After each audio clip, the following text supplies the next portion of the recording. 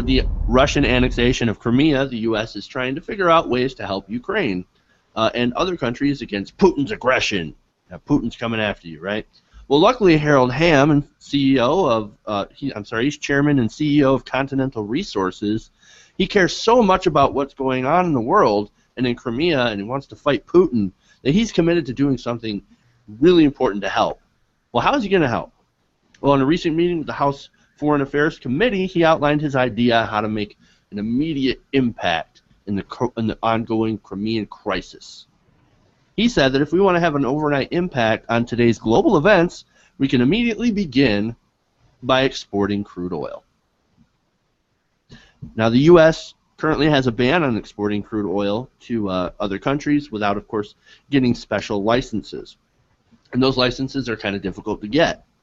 Now, I wonder if Ham would personally benefit from the easing of the export ban.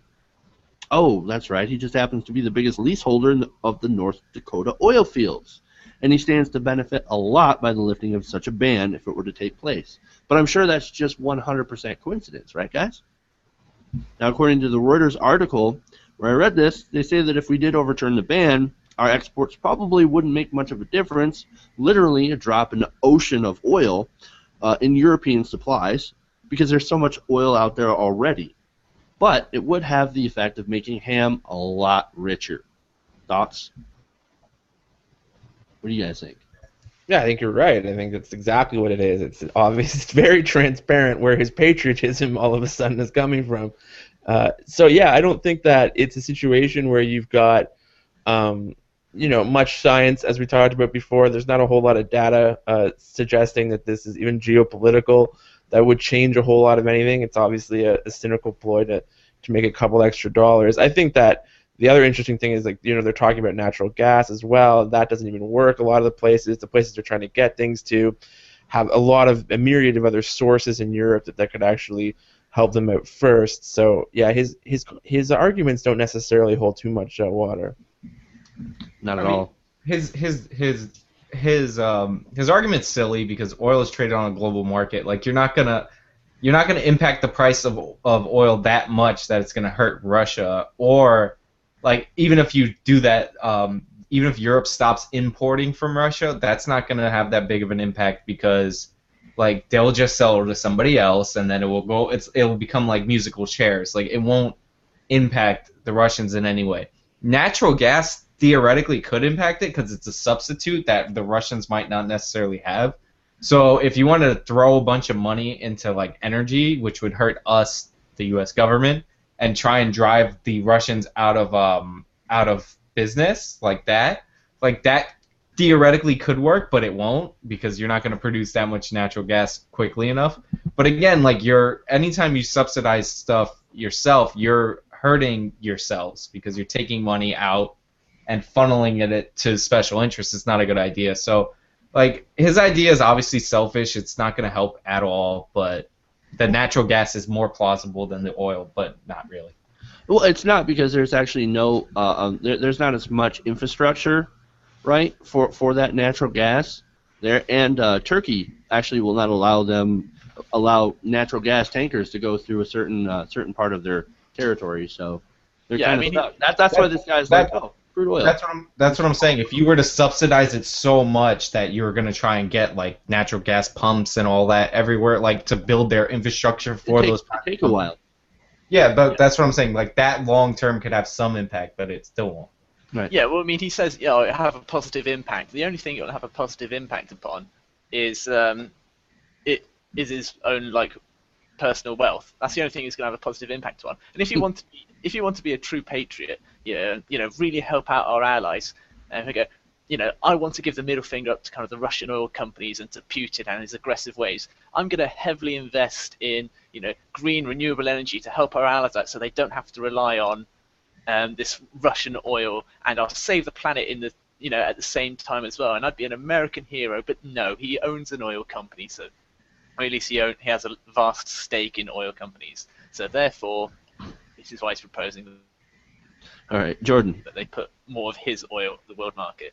I don't know. I don't have the data to make a good counter argument. I feel like obviously this guy's doing it for money, don't get me wrong, but like sometimes interests dovetail. I don't know if his argument was so much hurting Russia as it was helping Europe. Um, and I think us exporting natural gas and oil certainly can help our allies in Europe. They depend very heavily on Russia. They get about a third of their entire fuel supplies from Russia, by the way. That's a huge number. And so, like, to say, oh, well, they have other sources, I don't know that. I mean, if they're going to be burning it, I would rather it come from us than Saudi Arabia. But at the same time, I don't know that our oil. Again, I think Sean's onto something. I think natural gas is really more what we have to offer than oil, because I don't know that our oil is really what's needed in Europe. I think they need more oil that's better for diesel than what we make, but I don't really know the data on that, so I don't want to make a definitive claim. However, the argument that the natural gas infrastructure and production isn't there is not a great argument, because the reason why natural gas infrastructure and production has slowed down dramatically is because we can't export it, which up until now I was all for, and the price of it plummeted because they made way too much. So by opening up this new market, you're going to allow for the price to increase and make it more profitable, and they're going to start drilling for it again. Now, obviously, that has its own problems. But I don't know. I feel like I mean, ultimately, I probably side with what most of you guys have said here, but I feel like we're just so quick to dismiss this without at least entertaining the possible merits of it. And I don't think that it's going to hurt Russia, but I think it definitely could help our allies in Europe, and that's just as important. But I mean, sorry, go ahead. I was going to say the reason it doesn't hurt the Russians is because if the Europeans all decide en masse, we're not buying any more Russian oil, then basically what happens is the Russians sell to the Chinese, and whoever was supplying the Chinese sells to the Europeans. Like, it ends up being a merry-go-round. Like, the U.S. doesn't buy Iranian oil, but because we don't buy it from them, it just goes to another country that will buy it. It's all traded on a global market, so it really doesn't matter. You're just going to switch your buyers because it's all relatively the same price, and you'd have to get everybody in the whole world ever to say that they're not buying Russian oil, which is not going to happen because that would cause the price to explode for everybody. It's just a case of whose oil do we want to fuck up the earth. That's really the argument. It's like whose oil does Europe want to ruin the atmosphere? That's what they're arguing about. I mean, Sean's absolutely right with the global market. If we stop buying from Russia, Russia will sell to the Chinese, and we'll buy it off the Chinese at maybe a tiny bit more of a price. That's the only thing that will happen. I'd just like to double down on what Steven said, what he started off with, which was the idea that we always have to go to this, well, the solution is clearly in the old ideas. That's really frustrating. Like, as he said, the guy didn't come out and say, you know what we should do, renewables and all these different things to get off oil. No, it's always, how do we double down on oil? And the other thing that drives me crazy as a Canadian, because one of our most wing nutty of wing nuts here is sort of the proponent of this idea of what they call ethical oil, which is essentially the idea of, well, I'd rather have it come from Canada than Saudi Arabia. Right, well, I'd rather not, have these giant climate change problems that we have. So it really is that frustration of never having the conversation of renewables or the idea of getting off this stuff as opposed to doubling down on it further. Right. Well, I'm going to be an ass, and I'm going to say, well, you have to throw out suggestions that actually work now. Like, less than a third of 1% of the world's energy comes from solar.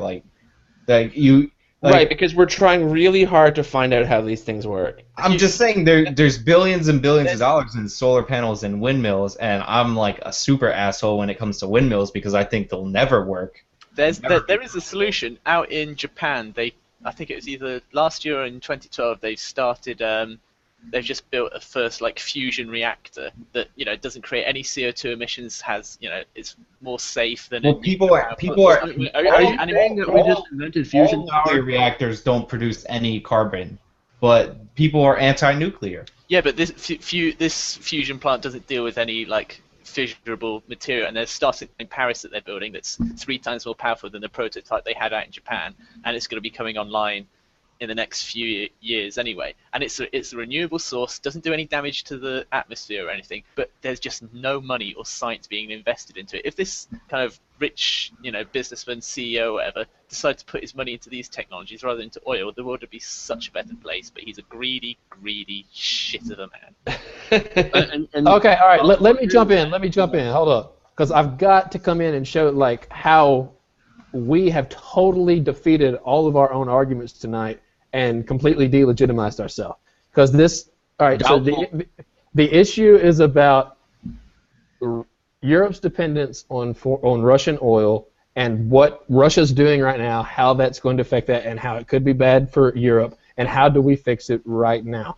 And one of the arguments we said why that was stupid is because, well, what Europe really needs, what they really get from Russia, or a lot of what they get from Russia, is natural gas. But the infrastructure for natural gas to export to Europe isn't there, and the way to export it isn't there. So that's stupid to say that's the solution. But the solution is renewables, because that infrastructure is there? What? No.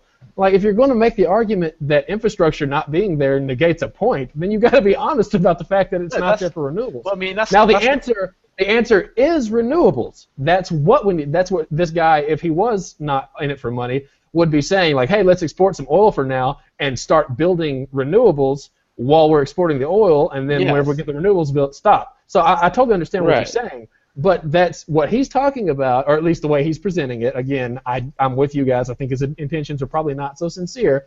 The answer right now, if this becomes a crisis, is not renewables.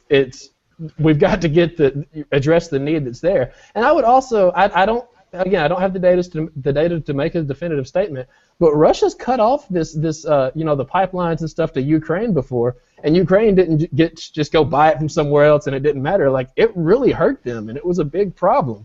Like, I don't know that argument holds up, at least not in the immediate short term. But the couple of things, just really quick, the couple of things to that is, one is, of course, if you're going to start building things, was the argument. So if we don't have any infrastructure for natural gas, well, perhaps that's not the thing you should be building there. The second point, of course, is the social justice argument that we'll make really fast, which is these kinds of things where you try to, like, shut the valve off or turn things off, they never really work. And the biggest thing, like, you've had a long embargo with Cuba, so the idea of, like, trying to, like, dick around with people's resources and stuff. So short-term kind of political gotcha, but it doesn't really help real people in the long run.